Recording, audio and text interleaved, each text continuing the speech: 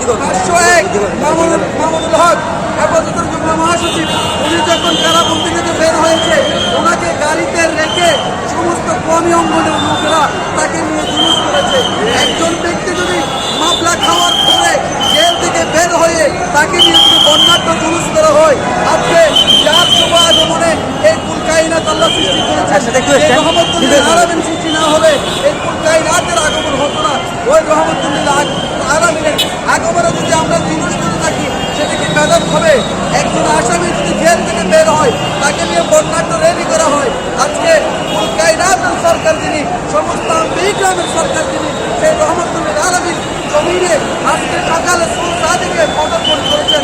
আমার আল্লাহ রহমতুল্লিল আলামিনকে এমনভাবে রহমত পাঠিয়েছেন, সমগ্র কুল কায়নাতের জগতের রহমত। এই রহমতুল্লিল আলামিন আগমনে আমরা জনতা নারায়ে তাকবীর, নারায়ে রিসালাতের স্লোগানে বাংলাদেশকে আমরা মুক্ত করেছি এবং ইয়া রাসূলুল্লাহ নারা দিয়ে সারা চট্টগ্রামকে আমরা মাতিয়েছি। আমার রবিউল আউয়াল ঢাকায় রাজধানীর মুখে আমরা পীরে বাঙ্গাল সাবের সদারতে আমরা মিলাদ জুলুস করছি।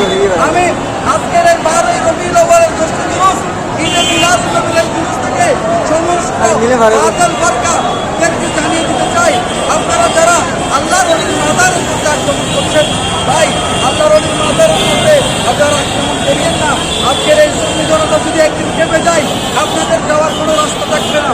আপনারা যদি আমাদের এই বৃহৎ অনুষ্ঠান থেকে, এই সুন্নি জনতার এই সমাগম থেকে আপনাদের অন্তর্ভুক্ত নাড়া দেয়, তাহলে আপনারা বুঝতে পারবেন আপনারা ভুলের মধ্যে আছেন।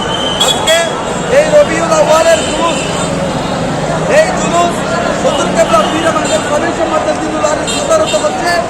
আজকে বাংলাদেশের সব বস্ত্রের সুন্নি জনতা এখানে সমাগম করেছেন। আপনারা দেখছেন নবীর প্রেমের সুবাসে যারা সুবাসিত, রসুল প্রেমের আগমনে যারা আনন্দ খুশি, সকল ঈদের সেরায়ে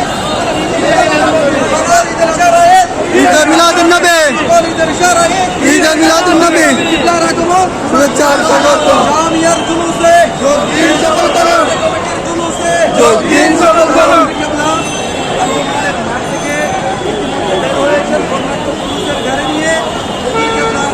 এই জুলুসে ইনশাআল্লাহ বাংলাদেশের সর্বস্তরের মানুষের কাছে আবারও জানাতে চাই, বাংলাদেশ রবিউল আউয়ালের এই জুলুসের মধ্যে মানুষ আসছে এই জুলুস চালু করে দিয়েছিলেন। এই জুলুস তার কিয়ামত পর্যন্ত আবাদ থাকবে, এটা আমরা আহলে সুন্নাত ওয়াল জামাতের বিশ্বাস। এরা এখানে যারা উপস্থিত হয়েছে সবগুলো আশিক রাসূল, সবগুলো নবীর প্রেমিক